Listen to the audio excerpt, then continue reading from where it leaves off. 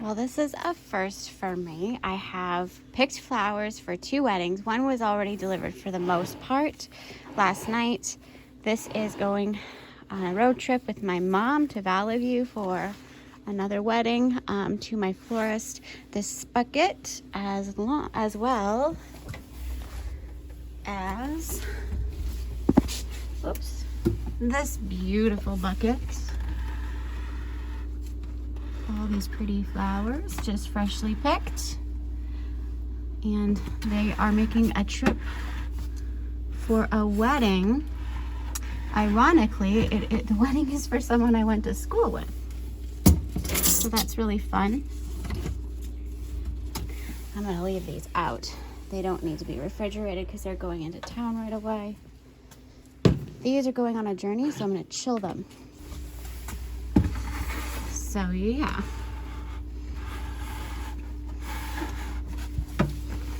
Wedding flowers picked.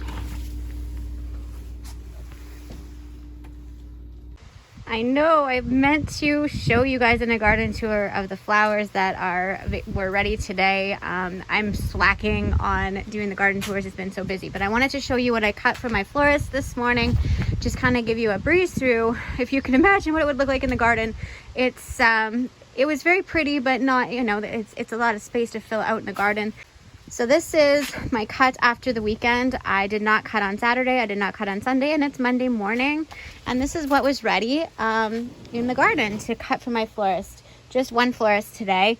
I definitely had I had some crop failure, so I lost some to hail damage and some flowers to bugs. So I am about a half of what I was expecting to be cutting this spring so far, but I'm still happy with the results. So I did have some lilies these are the stage I'm cutting them in. As you can see, some of them are starting to open. This here is what this type of lily looks like. It's a Tanoko Lily, and they are stunning. I cut some earlier last week, put them in the house, and when I come home from this ball tournament we went to, we were gone for the weekend, and I come home and the other one had opened, and then the other bud that was completely green and small grew, and it had bloomed. So it looked stunning. I was really happy. I have a couple of teacup.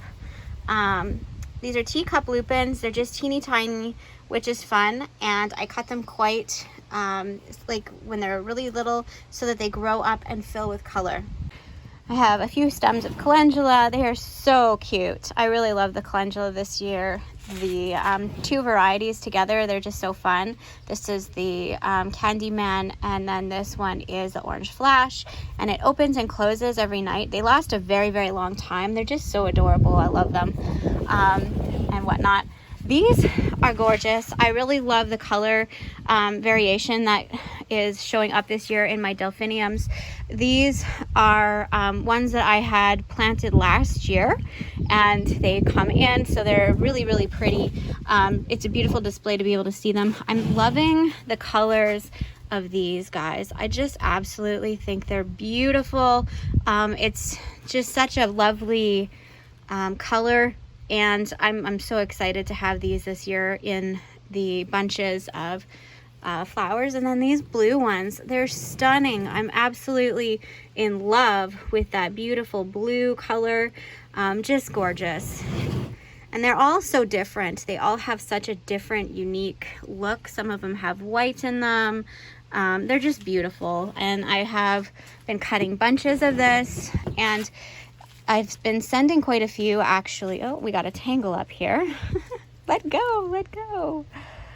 I sent some to Nikki Pepper Floristry in Valley View, and then I've been sending some to my florist here in Manning, Alberta.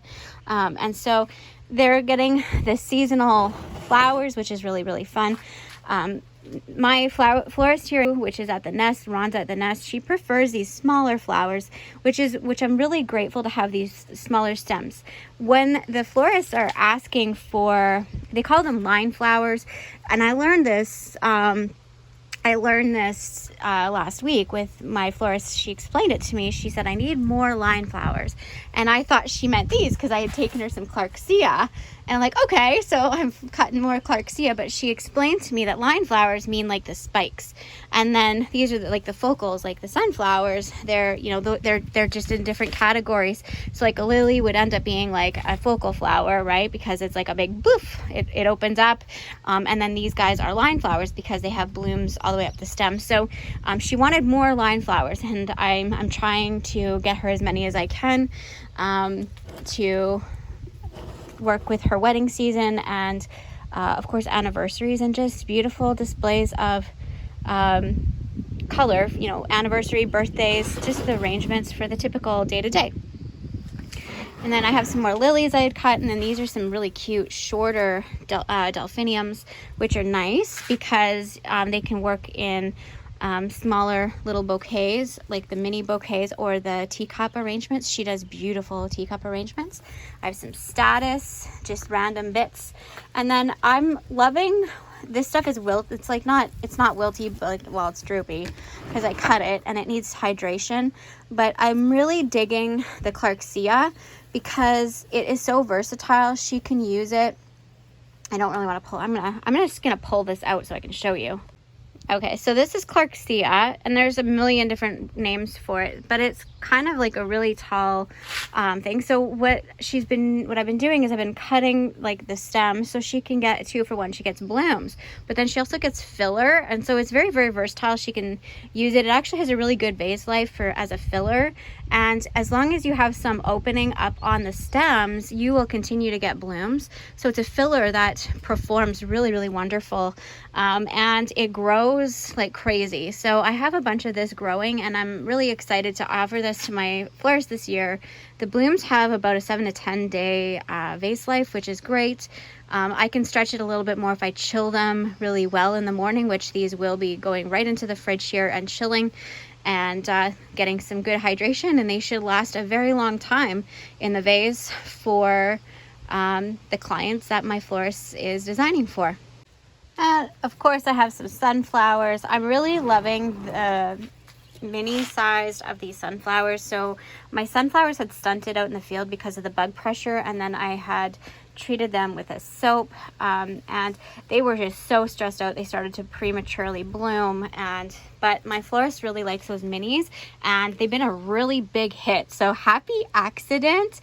It's such a blessing to be able to have them still very beautiful and be able to sell them, even though I have to sell them at a bit of a discount because there is a little bit of hail damage and some bug damage because they just got hit hard this year. But they are still functional and still working, and I'm so grateful that they love them. So this bucket, this is so droopy. These are so typical. As soon as I cut them, they look awful, and then after, you know, a good 8 hours, these are so hydrated, and they last forever, but they look really bad. I like to make sure that they're hydrated before I take them to the florist, but it looks awful. So please ignore.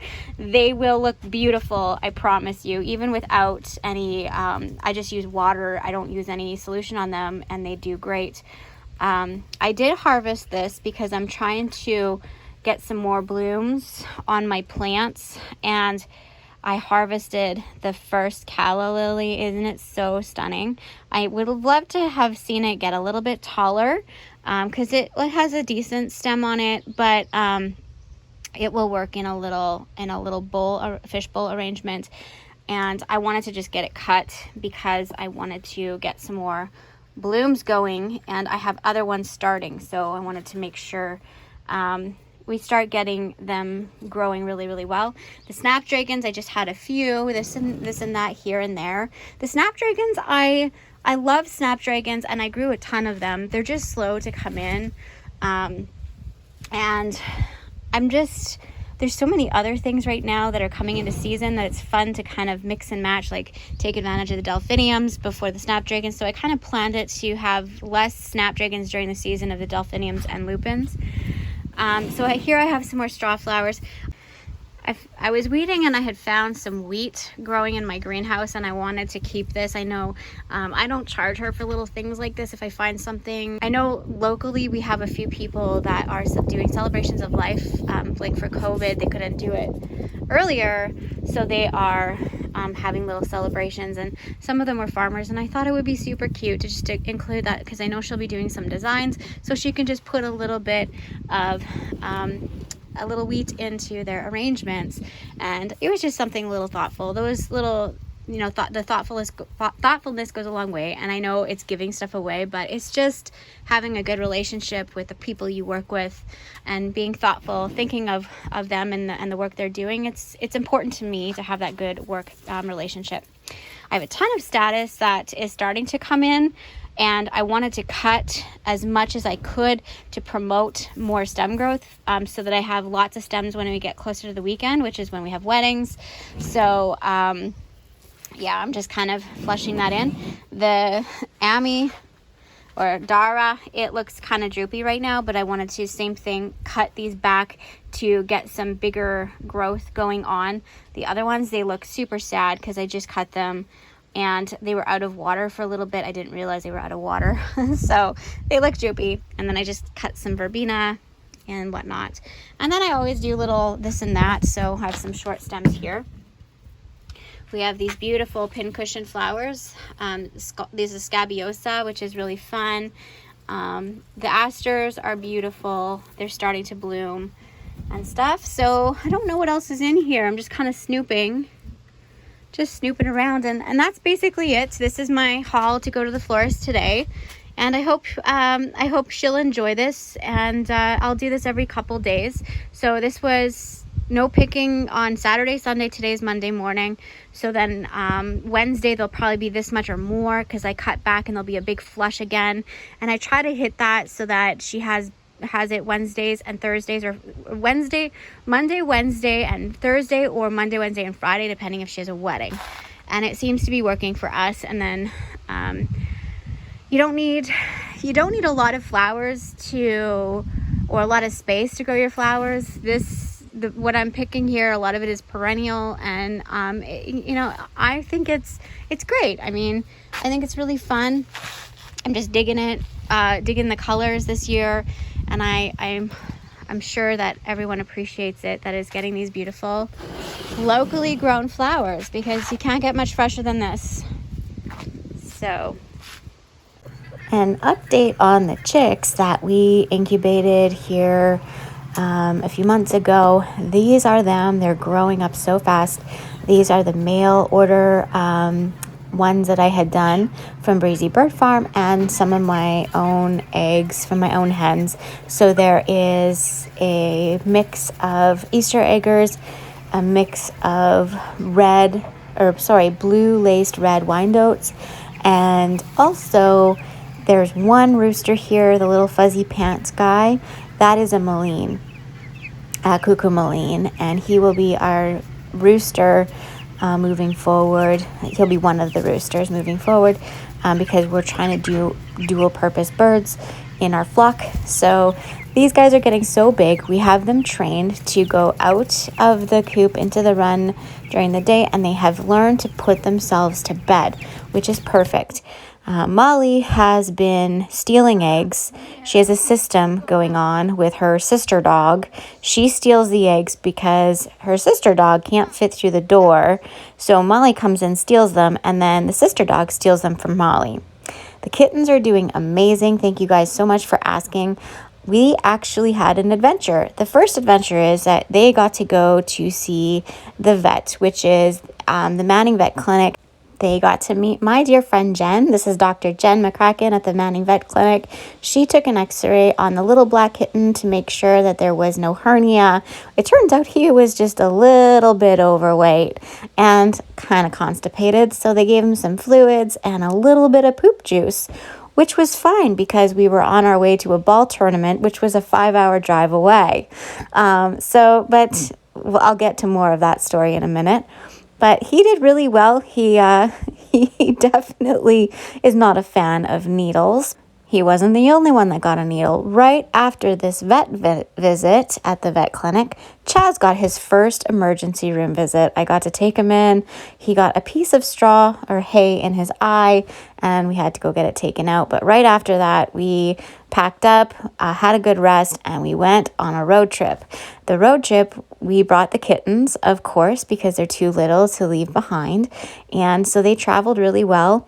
We had them stay in a hotel room with us, which it cost $25 extra to take kittens into a hotel room, but that's okay. They were really good little babies, and they traveled really, really well. So we went to a ball tournament. Chaz is playing ball on a team that like on a different team, a traveling team, and they're in provincials. So we took the kittens to the ball game and to his provincial games. It was a 2-day tournament, and they have another tournament coming up for the finals. It was great because my family came to watch, and the kittens got to enjoy. It is great to be home, and they're doing wonderful. These are the little baby chicks. It was nice to see them doing well. When I got home, they're all happy, healthy, and they survived 2 days by themselves. This was the first time I've been off the farm in a long time, and it was actually a nice needed break and a little bit of a reset. And even if a person has to take a couple days, it's really important to do self-care. Anyways, thanks so much for watching. Bye for now.